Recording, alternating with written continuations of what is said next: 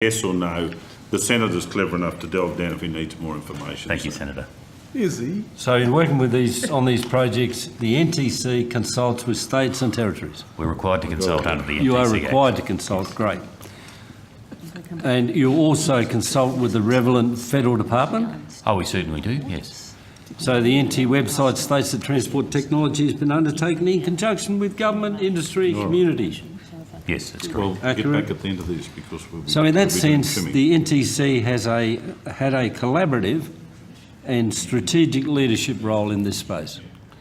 Certainly in regard to writing laws, so our Act allows us to propose changes to national laws, and there are two national laws we work with, which is a heavy vehicle national law and the rail safety law, and a range of other model laws, and the main one is the Australian road rules, which are adapted by states and territories into their own traffic acts or road So codes. given the clarity of the NTC's function, the collaborative nature of its function, the strategic view and the incredibly effective work it's done over the last decade or 2 decades, why do you think there's been a need to establish the Office of Future Transport Technologies?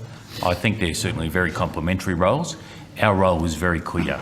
As you indicated before, we work with states and territories to develop nationally consistent law.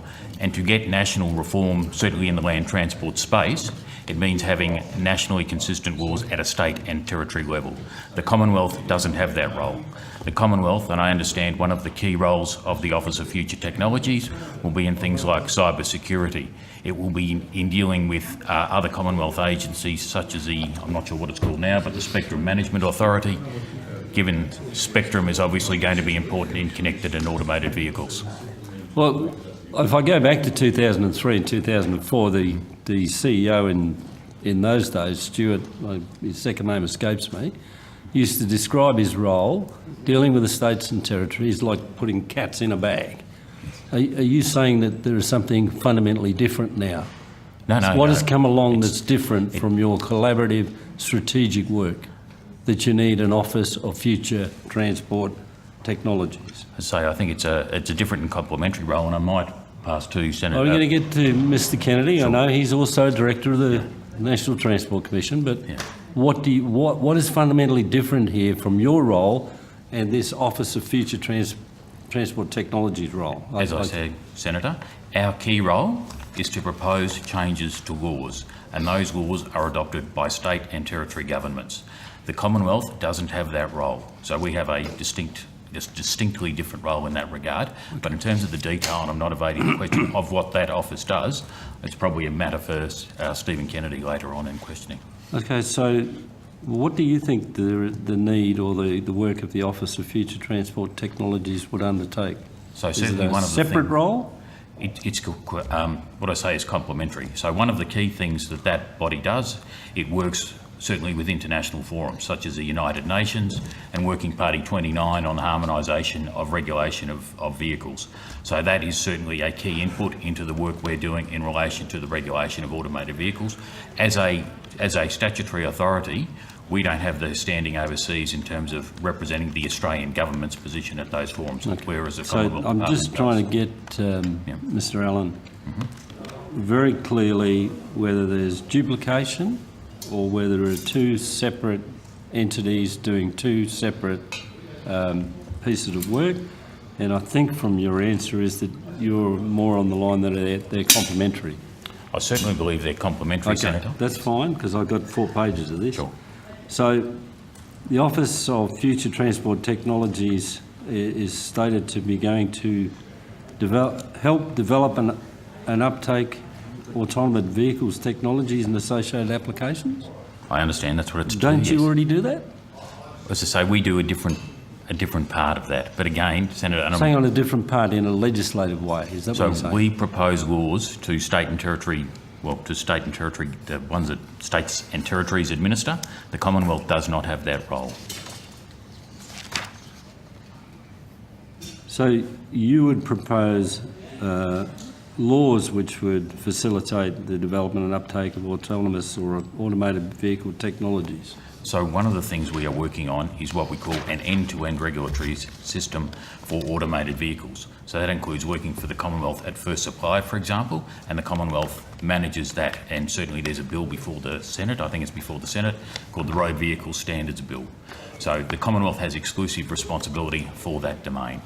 So we are now using that as a basis on the assumption that it will get passed to work with states and territories to effectively extrapolate similar responsibilities or appropriate responsibilities that will be contained in laws that will be applied via state and territory parliaments. But I think to understand the automated vehicle system and... I've moved on from that. So The Office of Future Transport Technologies is also going to manage a continued focus on improvement in transport and road safety outcomes. Do you not currently do that? we certainly work in road safety outcomes, and I'm conscious of the interest that you have had, Senator, with both senators, and I've appeared before committees where you've gone give evidence in relation to what we do on road safety. So we certainly do that, but again, where we mostly work in that area is in relation to laws that are applied at a state and territory level. Okay, so the Deputy Prime Minister has already stated the establishment of the Office of Future Transport Technologies within my department will enable the Australian Government to work with industry and state and territory governments to ensure Australia is ready for the challenges and opportunities ahead. Isn't that what you do? Don't you do that? Don't you work through, you know, the department and in a completely independent and professional way? Don't you already do those things? Look at the challenges and opportunities? We certainly do work with the Commonwealth Department and we work with state and territory departments. But as indicated before, given our role is to help develop nationally consistent laws applied at a state and territory level, and the Commonwealth doesn't have that role, I think we are seen differently by states and territories to facilitate those legislative outcomes. Were you consulted about the creation of this new office? We were certainly made aware along the way of its development, yes. How early in the piece were you made aware? Were you made aware at the announcement stage or prior to? Certainly prior to the announcement, but made in confidence, realising we're a Commonwealth, we still are a Commonwealth statutory entity, and we were fortunate to be brought into the fold in terms of the Commonwealth thinking. Did you, at that stage, point out that there could well be some overlap, or did you seek some guidance on, you know, what stream you should take if this other overarching body or secondary body is going to look at some of the same outcomes? We have dialogue with the Commonwealth Department on a regular basis, and certainly it's probably at least fortnightly, if not weekly. So these are evolving conversations in terms of the remit of what the office would do. We're certainly made aware. I'm not sure whether the Commonwealth refined the ambit of that office based on our conversations, but we are certainly very happy with the role that office is proposing to undertake. And is there no overlap with the NTC work? Is there no areas where you might say, well, look, hang on, we're already well down this path, why are you recreating the wheel? I think the office is in its infancy, and certainly at the moment I cannot see areas of overlap between our two agencies. Will the NTC transport technology projects continue, or will they be handed over to the Office of Future Transport Technologies? Our transport technology projects come by and large in two parts. One is at the moment around heavy vehicle national law and technology in that regard, and a review of telematics, and I don't see the office having a role in that regard. Okay. The other part, and I'll get to that, is around automated vehicles, and there's a significant amount of work we are doing in that regard, and as I say, we are trying to develop an end-to-end regulatory system that works with the proposed Commonwealth law. So we're working certainly with the Commonwealth in that regard. So are your transport technology projects on schedule and will be delivered on time? Look, there has been a slight delay in a couple of them, and the one that's probably been delayed the most is one, again, where we are working with states and territories in relation to motor accident insurance law and how that will be affected with the adoption of automated vehicles. Very complex. We'll have to see how we go with the legislation on that. Sorry, Senator? I say we'll have to see how we go with the legislation on that. I mean, is it going to be the software, the computer, the driver, the intersection, the vehicle? Who's at fault? So what we are proposing is, and ministers ticked this off in May, in that there will be a new fourth party in the chain. Currently there are effectively 3 parties that are regulated in the road safety space, certainly in relation to automated vehicles generally. That is the manufacturer, OEMs, that is the owner of the vehicle, and there are obligations placed on owners to maintain the vehicle in a safe way. And then, most importantly, there is the driver. Now, ministers in May ticked off a proposal to adopt a new entity called the ADSE, which is the acronym or abbreviation, the Automated Driving System Entity. And this is in part why it's a complex area, and part explains how we need to interact with both Commonwealth, international agencies and state and territory levels. Okay. That ADSE takes part of the responsibility from the manufacturer, from the owner and from the driver. Yet, because we expect automated vehicles, the control of a vehicle, to transfer over the life of a journey, it has to both work with those entities as well. So who's the fourth one? Sorry? Who's the fourth one? The fourth one is the ADSE. That will be the new one. Oh, the its own. Automated Driving System Entity. All right, Oh, I want help to move us, on, automated Chair, if I trucks. can, to the next fine. issue. So the NTC runs an intern project or program each year. We do, Senator? Yes. How many? We have 26 projects on the work program at the 26 moment. interns? Sorry, I missed that. Can you explain how many interns you recruit? Interns. Oh, interns. Oh, sorry. Interns. We have 1 intern. So you have an intern program each year and you take 1 intern. Yes. The Australian Public Service has a number of legislative instruments or requirements for recruitment in the APS under the Public Service Act 1999. While this is not the act that the NTC is governed by, would you agree it is important that all engagement and promotion decisions are based on merit? I certainly would, Senator. Thank you.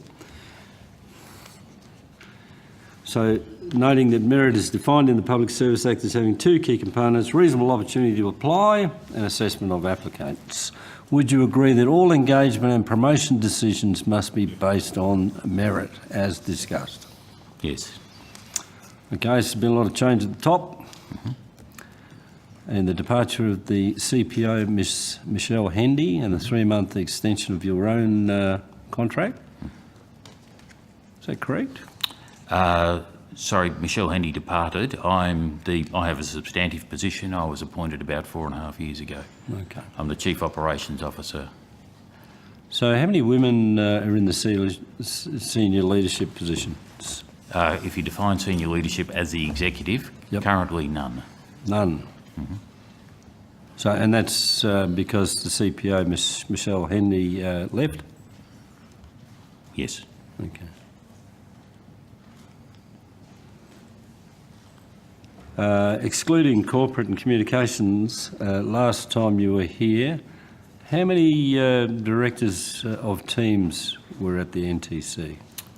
So you've got maintenance, productivity, safety, strategy, monitoring, review, compliance, technology, pricing? So we have 4 what I will call project office directors. We have 1 in strategy, monitoring and review. We had 1 who's head of corporate communications, which makes 6. And then one of our directors is on leave, on long service leave, extended leave, which would make 7. How many of those directors were women? 1 is now a woman. How many of these directors were on temporary or contract employment? All of our directors, as far as I can recall, are on contracts.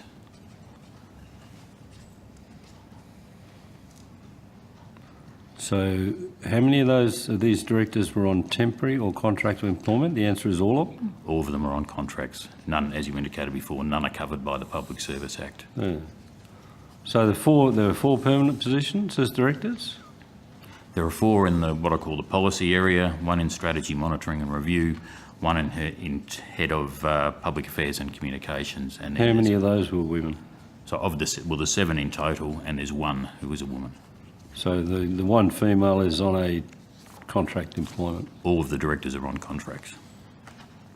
No permanent positions as directors? They're permanent, they're contracts, they're ongoing contracts. Okay. So, if the Chief Planning Officer position is available and you are keen to cast the net widely and try and recruit a qualified person for that position, you'd ensure that that position was obviously open to women, is that right? Senator, I think I understand where you're going, and the Chief Executive did fill the position and he did not seek applications, so I gather that's where you're going, Senator. So the position was filled without an appropriate normal process? There was an internal process run and it was filled after that internal process. Okay, in that internal process, how many female applicants did you have applying for the CPO position? I wasn't party to that process, Senator, so Perhaps I don't on know. notice you could answer that? I will certainly endeavour to take How many it on notice. external applicants did you have? Well, it was an internal process, so I think by deduction So the that's answer zero? is none, yes. Where did you advertise the position? It was On the advertised notice internally. boards in the lunchroom? Oh, well, I think it was by email. To selected people or to a cohort of people? Or? Look, from recollection, Senator, and I'm happy to correct Perhaps the you record ought to if I'm take it wrong, on I thought notice. it was emailed to all staff. But All I staff? could be wrong. I could be wrong, Senator. I don't Well, recall. you clarify that on notice. if you Certainly. want. Is it possible that someone could just clarify those couple of questions, where it was advertised and who it went to? Is that possible to get that before we close today? I'll certainly make efforts to get that, Senator. But it was certainly internal. As I say, it certainly was not external. Okay. So, does the NTC have recruitment procedures to recruit senior C-level taxpayer funded positions? We have general procedures in relation to recruitment, yes. So, we have, without, so you're saying it was a completely internal decision to replace the CPO?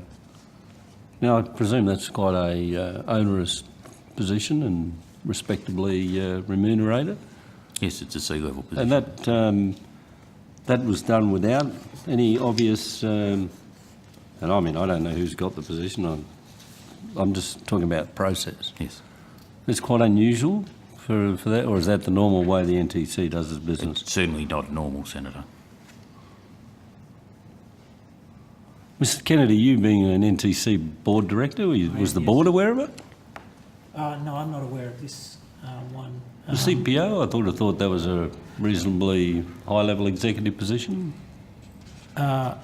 It is, but Would have been I reported don't as- remember I don't recall, I have to take on notice, but I don't recall the board being consulted. There's certainly no record in the minutes that the board were consulted. And Well, I mean, don't- I'm just trying to recollect when I was on the National Transport Commission, I do recollect there were subcommittees of the board which would look at these sorts of issues. There is a risk and audit committee. That's the only subcommittee of the board. But as I say, It sounds like a very suitable committee to have tasked itself with looking if there was a risk and reward situation here. Yes, I certainly looked at minutes of various meetings, and I don't attend all of those meetings. But there are also in-camera sessions, as would Okay, be so standard. it's clear it wasn't discussed at the board or put to the board as a paper, that we don't need to go externally for this position? I'm not aware that. Sorry, how do I put this? I'm not aware of any paper, but as I say, my reading of the minutes indicate it wasn't discussed at the commission meeting. However, and this is a key point, like most commissions or boards, there is an in-camera session which is not minuted. Okay. And I'm conscious the only opportunity, and this is for Stephen's behalf, where it may well have been discussed was at a meeting in August. And I don't think you were present, Stephen. So can you just double check the risk committee as well, whether there was any discussion there, formal recorded discussion? And the question we were wanting to get to is, were ministers made aware in a report? Were the ministers that you report to at COAG made aware that this appointment was made without due process? So the board didn't know? I don't believe it's not usual for ministers to be made aware of appointments by a chief executive level. Well, I can tell you there is an informal meeting the night before where ministers talk about everything. So, anyway. So is it correct that as a result of this appointment, there was a director position open in the maintenance team? Correct? How many members of the current leadership team, that is the C-level roles and directors, are acting up in these roles? Sorry, can you repeat the question? I didn't quite How hear many it. members of the current leadership team, that is the C-level roles and the directors, are acting in those roles? So what we have at the moment, our establishment management is not quite the same as the Australian Public Service. So we have a temporary position, which is the Director of the Heavy Vehicle National Law Review. So that is a temporary position, and there is a director acting in that role. But in relation to the substantive vacancy that was created with the promotion of a person into the office of CPO, that role was also filled. Now, So it's not an acting arrangement. Okay. So what's happening with the role that you're currently acting in? Is that an openly advertised, contested sort of selection process? Oh, or? sorry, the role I'm acting in, it was made by the chair. I've traditionally, certainly for the past 3 years, have acted in that role on a number of occasions when the chief executive has been away. Okay. But before you're confirmed in that role, will there be a selection process advertised? Yes, the current chief executive is actually still the chief executive until next Monday. He is on leave, so Paul Retter's on leave. As you may or may not be aware, the National Transport Commission is under review. That review is due to report to ministers at the council meeting in November. The Commission has thought it prudent to wait until the outcome of that review before they actually decided to go through a selection process. And what does the review encompass? It encompasses what the NTC does, so it is not a review. It was a review that was sought by the former Minister, Minister Fletcher, I understand, and Stephen May. Minister Fletcher and former Minister Mulligan from South Australia sought to clarify the NTC's role within the operation of TIC and suggested to ministers in the forum that you mentioned earlier, Senator, one of the dinners, that it might be prudent to do a review of how the NTC is going and its operations. We're expecting the ministers to consider a report that's that review at the next TIC, which is a couple of weeks, 9th of November, which is on the 9th of November. I don't want to foreshadow ministerial decisions, but I would expect that not long after that consideration, the chair of the NTC would set off the CEO recruitment process. How long has it been since you had a review? Is this a normal... It seems like they're ongoing, Senator. We had a statutory review of the NTC in 2015. There was an administrative review done in 2012, and this was, and Stephen will be able to talk in more detail about this review and where it went to, or where it came from. Yes. Okay, so there's not likely to be any filling of positions until this review is handed down. Okay, so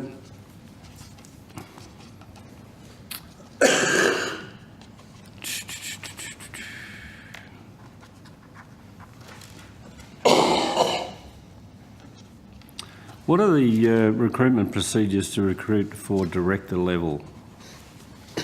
Our general practice is that we seek, through a recruitment agency, to advertise, take applications as widely as possible, and then whittle them down from a long list to a short list to interviewees, and then select the best available candidate. So would you describe that as a normal due process? Certainly was the last process I sat on to select a director, which was earlier in the year, which we did recruit the woman who was at director level that you spoke of before, yes. So the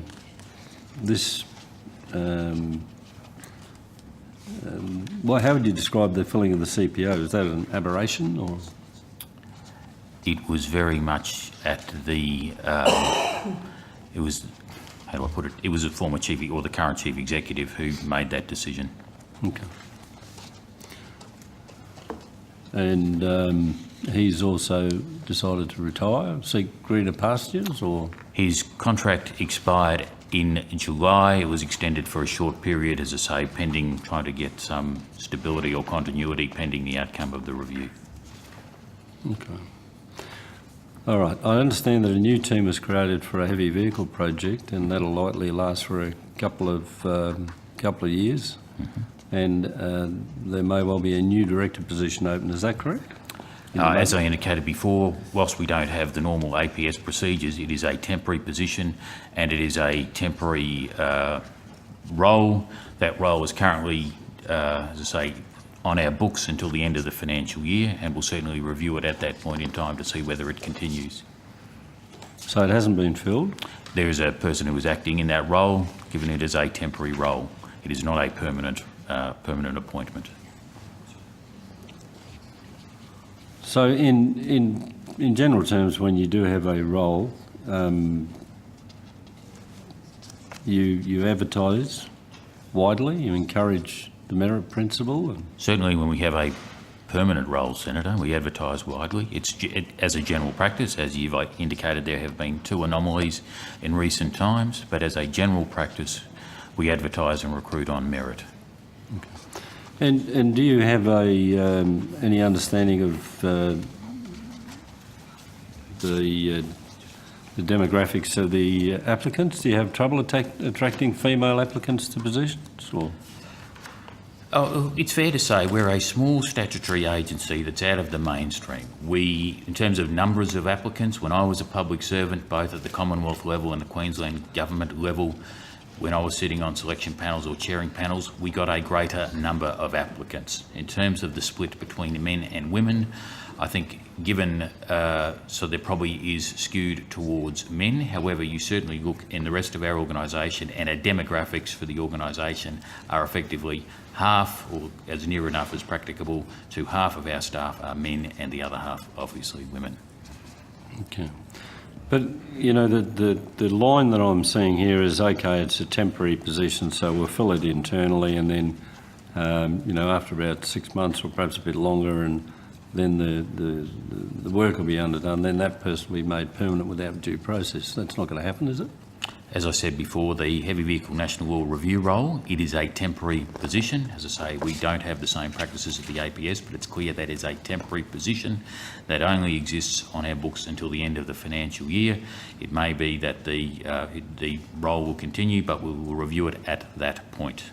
And at that point, you then go back to best practice, you use the merit principle, you advertise internally, externally, and you encourage applicants from the best qualified people. Well, it would certainly depend where we were at the review, and depending on the length of time in that role and what tasks need to be done, it may be we go back to applicants, but it also may be that we realise there is certainly a problem in losing continuity should we seek other alternatives. It's a matter of risk and reward at that point, Senator. So if we were to sort of cast back over this line of questioning, I could construct a case where 2, perhaps 3 positions have been recruited in less than ideal fashion without best practice policy and visibility and transparency. And, you know, that would be probably $500,000 or more taxpayers' dollars which have been expended, and the best practice, visibility and transparency is not apparent. I think the salary figure you've indicated for the combined positions is probably high, and I suspect it's substantially higher than what is the combined salary package for those 2 positions, but your general tenor is correct otherwise. So why would the NTC be in this position? I mean, really, it's most unusual, I would have thought. You're a highly respected organisation. You can certainly access all the best policy, best practice, and you've got Secretary of the Department on the board there who didn't know that the CPO had been employed. Why do you think you're in this position? It was a decision of the Chief Executive. Okay. Who's finishing up Monday?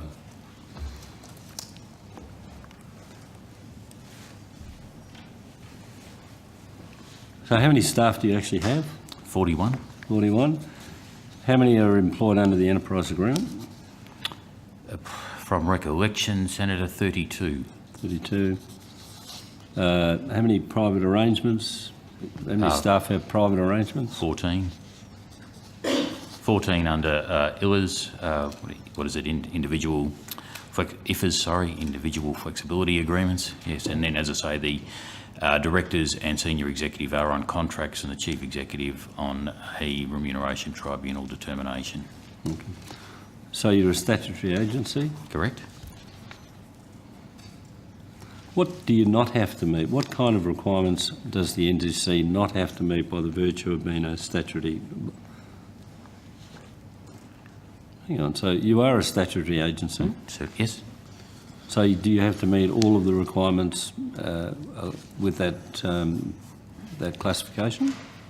Well, we certainly have to meet a number of the requirements. I'm not sure ones that we would be specifically excluded from, but certainly the obligations under, and requirements to being audited, etc. And I take your point, Senator, and as I say, the recruitment processes and our desirability as an employer of choice and our attractiveness to others is certainly one that was discussed at the most recent Commission meeting on my instigation. It is something where I appreciate we can do better, and we're certainly trying to do better. So just in line with that, do you have policies around ethical standards for we have use of government resources? We have a code of conduct, yes. Can we have that tabled, please? Certainly.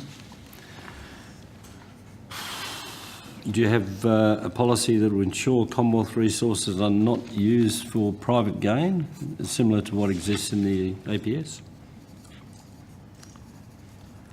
It may not be that explicit, but certainly the sentiment is... What's the NTC policy on frequent flyer points? Under the Australian Public Service Commission, it is government policy that employees are not to obtain a personal benefit from points accrued while travelling on official business. Do you have a similar policy on using Commonwealth and government resources? No, we don't, Senator.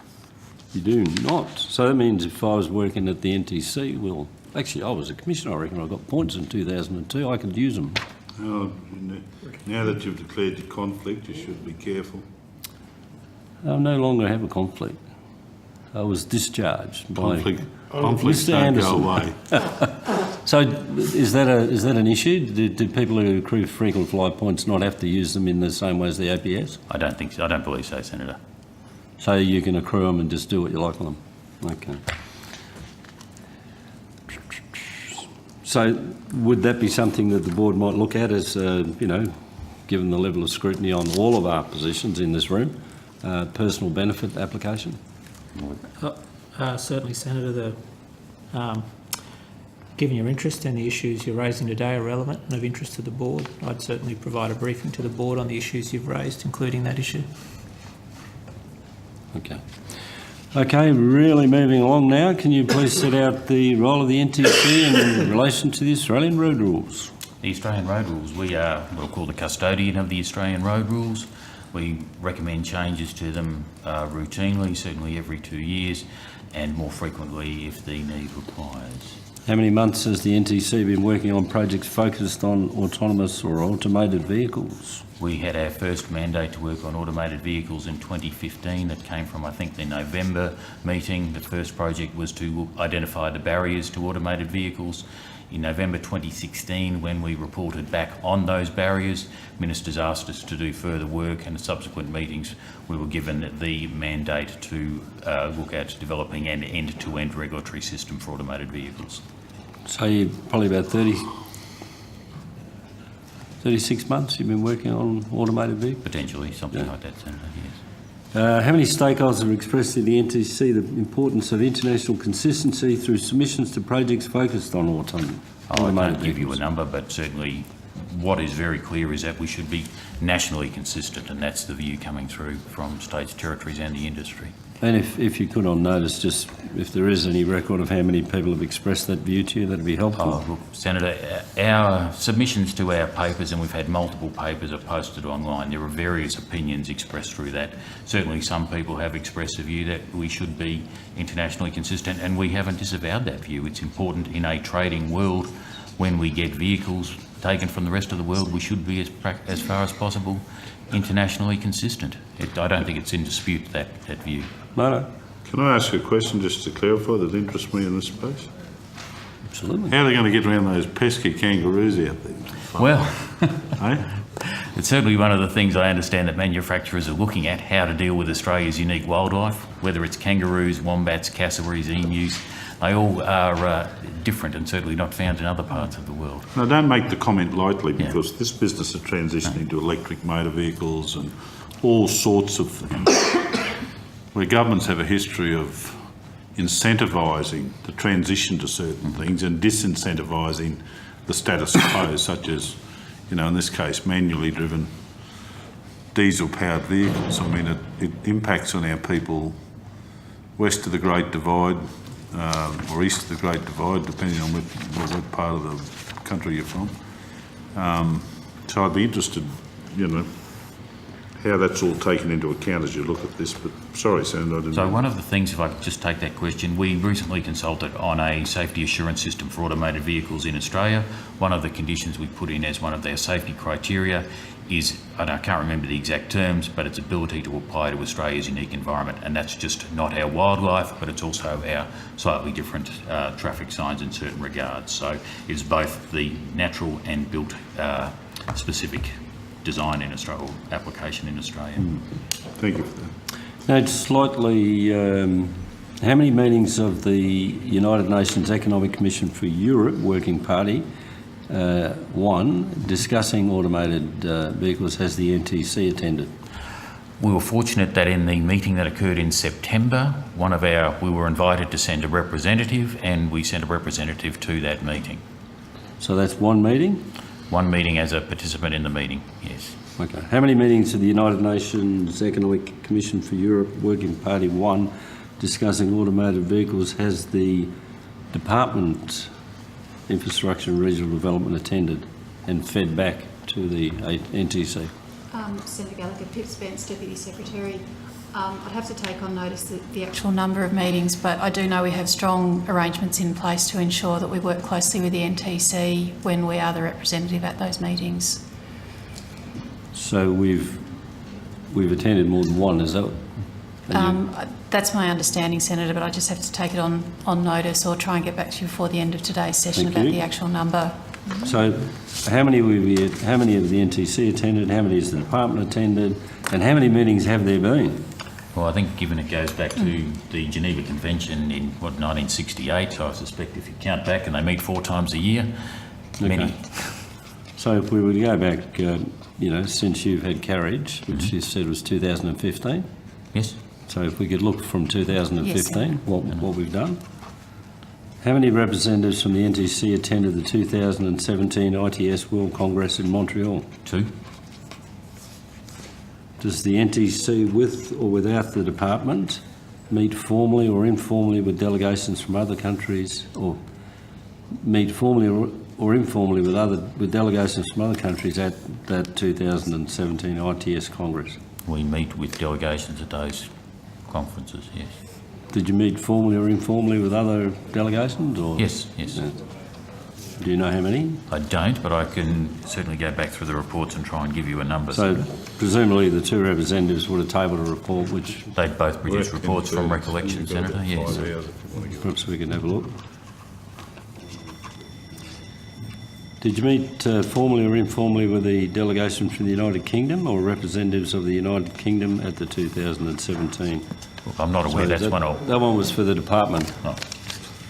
Senator, I'd have to take that on notice. So the official that went's not here, wasn't anybody at the table? We'll try and answer it for you in the section on surface transport policy, which will be the relevant officials. Just coming up after noon tea. Okay, so at the said conference, 2017 ITS in Montreal, during a meeting where NTC representatives were present, did a UK delegation or representatives from the UK government discuss directly or indirectly the potential for some of the proposed Australian projects on automated vehicles to impact on Australia's compliance with the Geneva Convention on Road Traffic Act with representatives of the NTC? Was that problem raised? It may well have been, Senator, but as I say, I wasn't at the meeting and I'll have to go back. Well, you're going to tell me it's the CEO who's leaving on Monday who was at the meeting? He was one of the 2, yes. Oh, goodness gracious. So at this said conference in 2017 Montreal, Was the NTC representative present, and did a UK delegation or representative from the UK government discuss directly and indirectly with the department? Did the department get the same briefing? Senator, Ms Zelke's just coming to the table. She actually attended the meeting that you're referring to, so she can answer this question for you. She's just coming now. So was the potential for some of the Australian proposed projects on automated vehicles to impact on Australia's compliance with the Geneva Convention on Road Traffic? Was that... My understanding, Senator, is that most of these conventions are part of the work that is being done. It means this is not a static document. They are constantly looking at I ways thought we to were going to update. get Ms... Who was the person that attended? Sorry, Senator. Judy Zelke, Deputy Secretary. So did you hear the question? No, Senator. Okay. So at the 2017 ITS World Congress in Montreal during a meeting, representatives were present. Did a UK delegation or representatives from the UK government discuss directly or indirectly the potential for some of the Australian proposed projects on automated vehicles to impact on Australia's compliance with the Geneva Convention on Road Traffic? With representatives. Senator, there was one meeting that was held during the ITS Congress that involved a range of countries, and there was a broad discussion in relation to transport technologies at that meeting. No, I don't recall there being a conversation about Australia's approach being, at odds with the Geneva Convention at all. Did we produce written reports from these attendances? Is that normal procedure? You come back and write a report? Certainly normal procedure at the NTC. Can we have a look at any available literature there? Yes, Senator. So we're saying at the 2017 ITS World Congress in Montreal, during a meeting where there were NTC representatives present, a UK delegation or representatives from the UK government discussed directly or indirectly that the NTC project, changing driving laws to support automated vehicles, could result in Australia being non-compliant with the Geneva Convention on Road Traffic. Senator, there are a range of issues in relation to, as Mr Allen was saying, the need for updates to the arrangements that we currently have internationally to adopt transport technology needs for automated vehicles. So it's an ongoing conversation. I just want to know, did anybody say you might be non-compliant with the Geneva Convention on Road Traffic? No, Senator, but nobody is. Okay, if no's the answer, that's all I want. So we now go on to, at this same said conference, did a UK delegation or representatives from the UK government discuss directly or indirectly that the NTC project, changing driving laws to support automated vehicles, could result in Australia losing mutual recognition of driver's licences as one of the benefits of being compliant with the Geneva Convention on Road Traffic? No, Senator. Definitely not? Well, Senator, we'll have to go back and check the record you referred to for the other. Okay. We'll have to go back, but I take Judy's point, Senator, in that these are dynamic documents, and the committee's view, I understand, has changed in the last couple of years, in that it is looking to work out how to accommodate automated vehicles. Yeah, but it's a pretty straightforward, But it could proposition have... I'm putting. Yes, but it could Someone have told been, you, keep going and we'll lose recognition of driver's licences. provided the Pretty simple stuff. provided the arrangements around the Geneva Convention did not change. And what Ms Zelke is saying is they are looking at changing those. So, Senator... So you're saying it's a yes, but because they're going to change the Geneva Convention?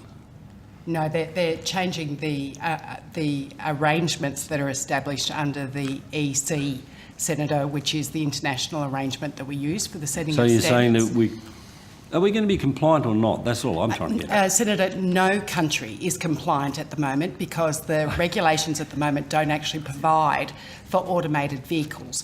That's what Mr Allen's saying, as in everybody involved in the EC arrangement is actually working on those arrangements at the moment. So there actually isn't something that we can comply with because they don't actually allow for automated vehicles. So this further information you put out now, does that mean that you did discuss this, but you didn't think it was important? Driver's licences were not discussed in the meeting, in any discussion I was involved in, Senator. And you're a company in person? I was at the meeting. But someone else was there as well, were there? Yes, there were representatives from the NTC there as well. So Mr Allen's taken on notice to confirm But their you were record. the only departmental... I was the only departmental officer there. So you clearly have no recollection? Yes. You weren't there? I wasn't there, no. And he's leaving on Monday. So what was the potential... was any of this raised with the Minister? Senator, If you both can articulate that automated vehicles could have a potential impact on the Geneva Convention, and one of those, because you said everybody's non-compliant, but we certainly don't want a situation where Australian licence is not recognised internationally. And we certainly wouldn't be proposing laws that would allow that. It is a long way until we actually get to the point of proposing laws, so there's plenty of time to take into account the international issues and our alignment with those, and we certainly will as we so get... Senator, an example is that at the moment no regulations provide for a vehicle not having a steering wheel. If we move in the future, which we all expect to cars that don't have steering wheels, those rules will have to be changed. Chair's going to cut me off, but I reckon I'm a good chance of finishing this. So, was any of that raised with the Minister? Any of this discussion about what I've said? Not in relation to the to attendance at the Congress, Senator, but obviously our ministers are briefed on the impact of automated transport going And in forward. particular, the fact that no one's compliant in terms of driver's licence recognition internationally. Senator, I'm not aware of driver's licences having been raised, but I know the general issues in relation to regulations and the need to change them in the coming years. So your evidence, both of you, is that the Minister's briefed on whatever he needs to know, but there was no particular issue here. That's correct. Now, what about the Transport Infrastructure Council? Were they briefed?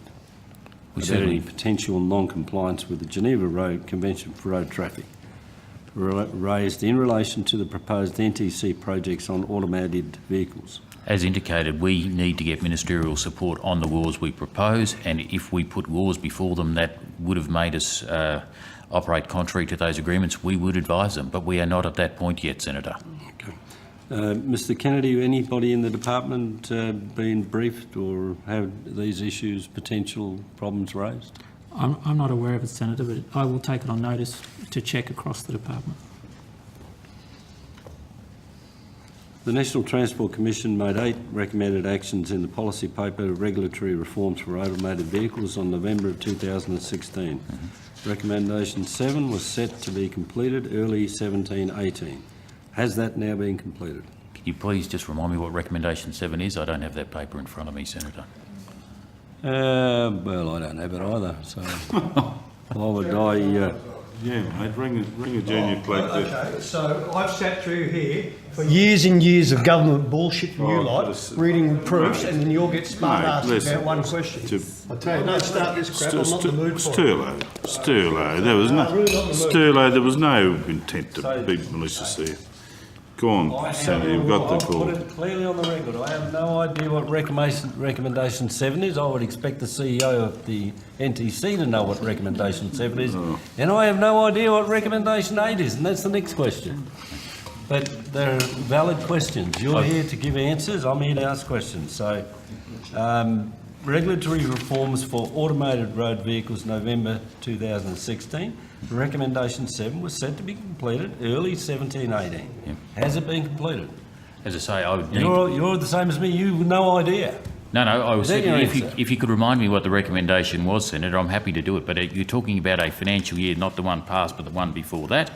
And we could put out anything up to a dozen papers a year, so it could be one of up to 50 or so recommendations. So I'm happy to answer it if you can give me some guidance on what it was. So here's the guidance that I can give you. Thank you. The National Transport Commission made 8 recommended actions in its policy paper, Regulatory Reforms for Automated Vehicles, November of 2016. Recommendation 7 was set to be completed early 17-18. Have you completed it? The answer is you don't know, because you don't know what recommendation 7 is. If you could help me, Senator, I'm quite prepared to answer. All right, we'll move right along. We'll find out. Would you take it on notice, please? We'll take recommendations. Now, the National Transport Commission made 8 recommended actions in its paper, as I recall, Regulatory Reforms for Automated Vehicles, And it's recommendation 8. Is that on track to be completed? I think it'll be the same. We'll take that on notice, Senator. So all of these recommendations have a slightly varied completion dates: November 18, 17, 18, May 17, 18. Are we, so on notice, could you just tell us how those recommendations are tracking? Or if you could provide it, given that we're well after May 18, perhaps you could provide it today if you could. So in terms of where our projects are tracking, there are a number of things we've delivered. This is a very specific paper. Yep. Regulatory reforms for automated road vehicles. Yes. November 2016. Yes. Now, I don't have it with me, and I haven't read it. So it's just a straight-out question to you. Yep.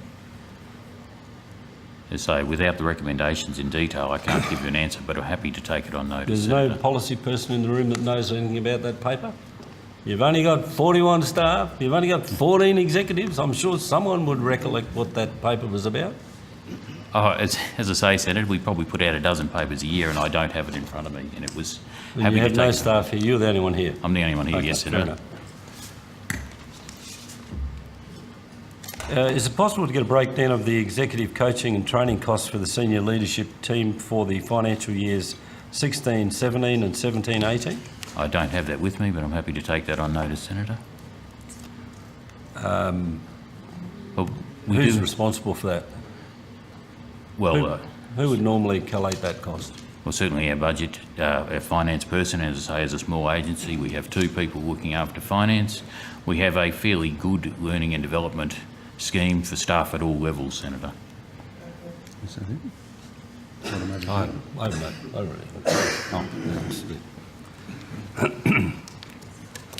Okay, so you're going to give us a breakdown on notice of the executive coaching and training costs for the senior leadership team for the last 2 financial years. Sorry, just to clarify, Senator, the senior leadership team or the executive, because there is a distinction.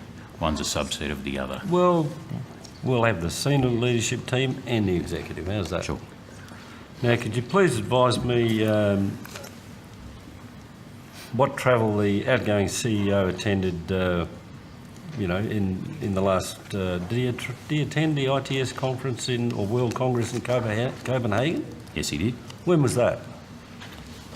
September.